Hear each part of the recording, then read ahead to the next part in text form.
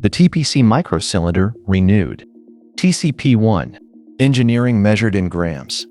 This 16mm bore at a 75mm stroke weighs 86.5 grams.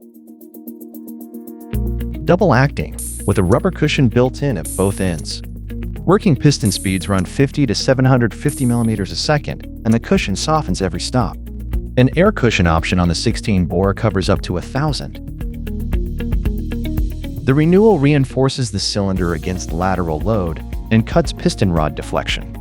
A 5mm stainless rod in a stainless tube, built to hold its line. Improved wear resistance, running oil-free. Inside, a resin wear ring, urethane rod packing, and NBR piston packing. 3 bores, 6, 10, and 16 millimeters, with strokes from 5 to 200. The smallest weighs 15 grams. Basic, axial foot, or rod side flange. 3 mounting styles. A magnet is built in as standard, band on a DC 73K auto switch, and the rod's position reads out. One code carries the whole spec.